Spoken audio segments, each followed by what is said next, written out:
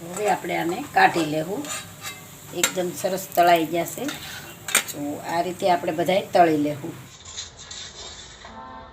હાલો મિત્ર, જય માતાજી. હું દયાબેન પરમાર અમરેલીથી. મારી ચેનલનું નામ દયાબેન ડીનું રસોડું. તો આજે આપણે કારેલાના ભજીયા બનાવશું. તો આપણે આ રીતે કારેલાને 10 મિનિટ વહેલા આપણે આ રીતે સાલ ઉખેડીને અંદરથી આપણે આ કાઢી લીધું છે. બધું આ રીતે બધું કાઢી અને આપણે આમાં થોડું થોડું મીઠું વેરી અને આ રીતના કરી લીધા છે. તો આ પાણી આનું મીઠાનું થઈ ગયું છે. આ થોડું થોડું જ મીઠું નાખવાનું આપણે. અને આ આપણે ચણાનો લોટ લીધો છે 2 વાટકી. થોડાક આપણે અજમા લીધા છે, થોડીક હિંગ લીધી છે, અડધી ચમચી હળદર લીધી છે, અડધી ચમચી ચટણી લીધી, સ્વાદ પ્રમાણે મીઠું લીધું છે, થોડોક આપણે ગરમ મસાલો લીધો, અડધી ચમચી આપણે ખાંડ લીધી છે અને થોડાક મીઠા સોડા લીધા છે. આપણે આમચૂર પાવડર થોડોક લીધો છે અડધી ચમચી જેટલો, અને સવાણું લીધું છે આપણે થોડુંક અડધી વાટકી, અને ગાંઠિયા લીધા છે, અને આપણે પાણી લીધું છે ને તેલ લીધું છે. આપણે પહેલાં આપણે કારેલાને બાફા મેલી દેવું. તો ગેસ ચાલુ કરશું.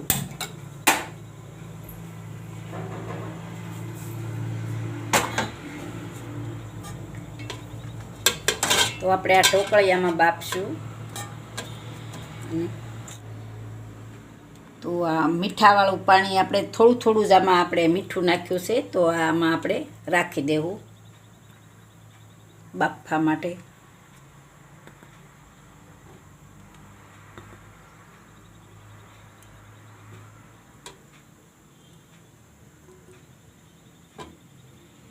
આપણે જોતવાનું હાવ નથી બાફી નાખવાના. ઢાંકીને આપણે બાફવા દેવું એને. તો આપણે કારેલા બફાય તા આપણે આમાં સવાણું ને ગાંઠિયાને આપણે આમાં કાઢી લેવું.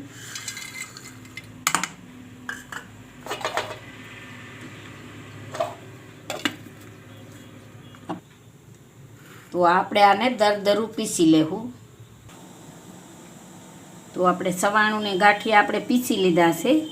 તો એમાં આપણે ખાંડ નાખી દેવું, આપણે ચટણી નાખી દેવું, અને હળદર નાખી દેવું, ગરમ મસાલો નાખી દેવું, સ્વાદ પ્રમાણે આપણે આમાં મીઠું નાખશું. મીઠું આપણે કારેલામાં છે એટલે થોડું નાખશું, અને આપણે આમચૂર પાવડર છે એ આપણે આમાં નાખી દેવું. તો આને આપણે મિક્સ કરી લેવું. તો આપણો બધો મસાલો આ રીતનો આપણે તૈયાર કરવાનો છે. આપણે બધો મસાલો આપણે આમાં કાઢી લેવું.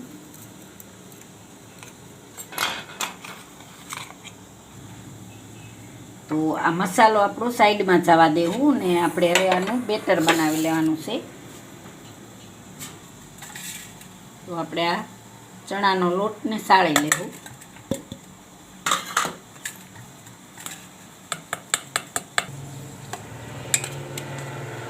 તો આપણે આ લોટ સાળી લીધો છે.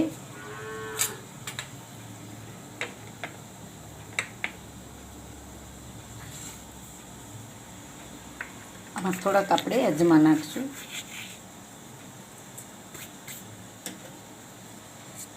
ને આપણે આમાં મીઠું નાખશું થોડું, અને હિંગ છે એ આપણે આમાં નાખી દેવું.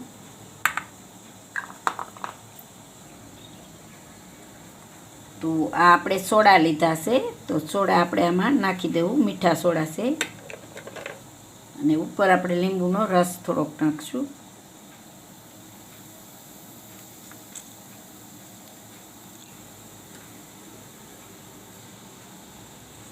થોડું થોડું પાણી નાખીને આપણે આનું બેટર બનાવી લેવાનું છે. આપણે આનું બેટર આછું નથી બનાવવાનું, ઘાટું રાખવાનું છે થોડું.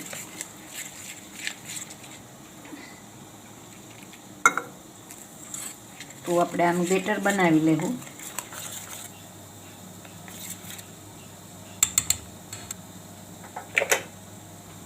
આપણે આવું બેટર રાખવાનું છે.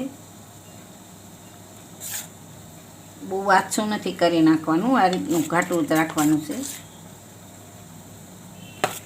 તો આને આપણે 10 મિનિટ રહેવા દેવું. તો આપણે આ જોઈ આપણા કારેલા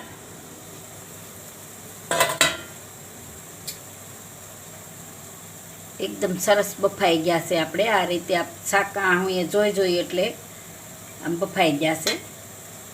તો આપણે ગેસને બંધ કરી દેવું અને આપણે નીચે ઉતારી લેવું. તો એકદમ સરસ આપણા કારેલા બફાઈ ગયા છે. આ બહુ નહીં બાફા દેવાના, આ રીતે જ બાફવાના. તો હવે આપણે ચમચી તેલ નાખી દેવું અને આપણે ગેસ ચાલુ કરીને આપણે તેલ ગરમ મેલી દેવું. તેલ ગરમ થાય તો આપણે કારેલા ભરાઈ જાય. તો આપણે આમાં 2 ચમચી તેલ નાખીશું.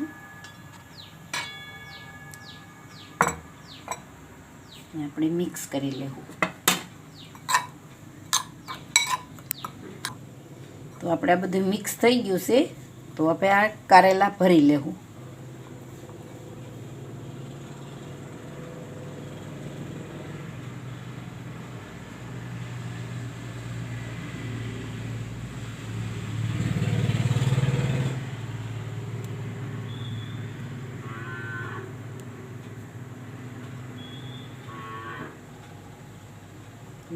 દબાવીને આપણે આ ભરવાના છે કારેલા. તો આપણે કારેલા ભરી લેવું.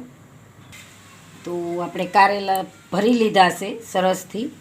તો હવે આપણું તેલ ગરમ થઈ ગયું છે. તો પહેલાં આપણે આમાં કારેલું રાખીશું અને આ રીતે આપણે ચણાનો લોટ એની ઉપર નાખીશું. પછી તમને જેમ હાથે ફાવે તો હાથે નાખી દેવાનું.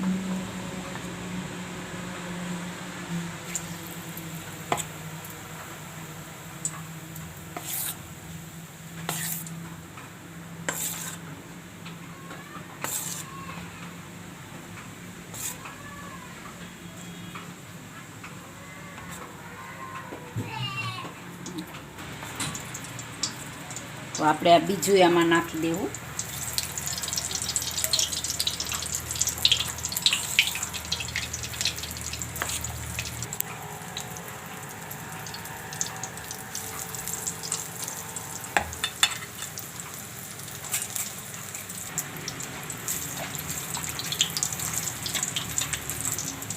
હવે આપણે આને ફેરવી લેવું.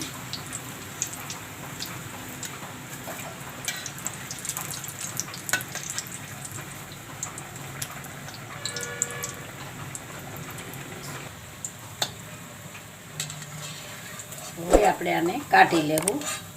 એકદમ સરસ તળાઈ જશે.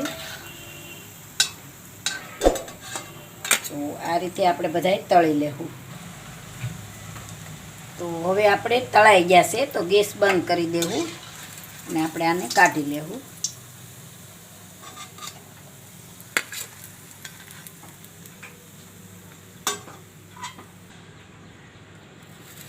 તો તૈયાર છે આપણા ભરેલા કારેલાનું ભજીયા. તો મારે જૂનાગઢથી કોમેન્ટ આવી હતી કે તમે ભરેલા કારેલાનું ભજીયા બનાવો એમ. તો મેં આજે એની માટે ભજીયા બનાવ્યા છે ભરેલા કારેલાના. તો આપણે સર્વ કરી લેવું. એકદમ મસ્ત બની ગયા છે.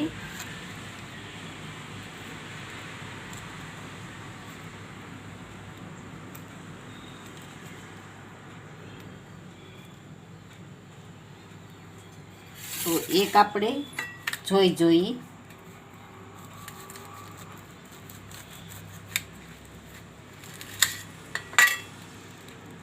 એકદમ મસ્ત બની ગયા છે ભરેલા કારેલા.